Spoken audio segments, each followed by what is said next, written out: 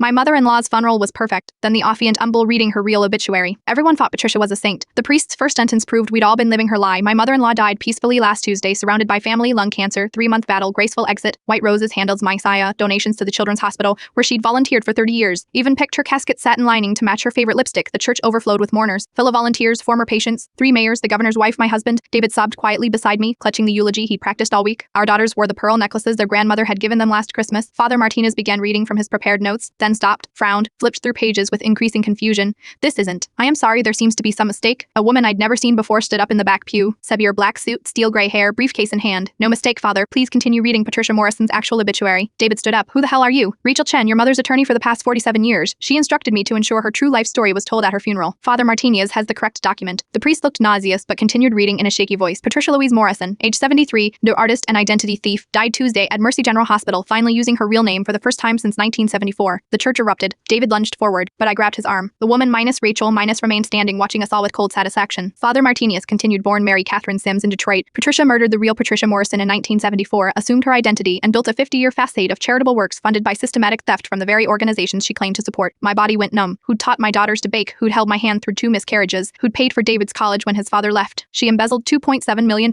from St. Catherine's Children's Hospital over 3 decades, falsifying donation records and skimming from fundraising events. The terminal cancer ward she claims to have funded, Prakia, with money stolen from actual dying children. David collapsed back into the pew. Renza's people were filming with their phones. The governor's wife had already fled. Someone was calling 911. Patricia maintained 17 separate identities, married 4 men simultaneously across different states, and bore 7 children who remain unaware of each other's existence. David Morrison of Chicago believes he is an only child, but he is not. I looked at my husband. His face had gone gray, eyes unfocused. Our daughters started crying, not understanding but feeling the room's seismic shift. Her final con was this funeral itself. The donations you've made today in her memory, they're being wired to offshore accounts she established for her other families. The Children's Hospital she supposedly supported has confirmed they've been investigating her for fraud since 2019. Rachel stepped into the aisle, voice carrying over the chaos. Patricia knew she was dying when the investigation started closing in. She hired me to ensure the truth came out only after her death, when she could no longer be prosecuted. She wanted you all to know you'd been fooled. She called it her final performance. The briefcase opened, photographs scattered across the floor, Patricia with different families, watch names on driver's licenses, bank statements showing the systematic theft, DNA test results proving David had 6 siblings he'd never met. My daughter's pearl necklaces suddenly felt like chains. Were they even real? Was anything? Rachel left a business card on our pew. Your mother left you something, David. Her real diary, 50 years of detailed records about everyone she fooled. She thought you'd appreciate seeing how she did it. Said you inherited her talent for deception.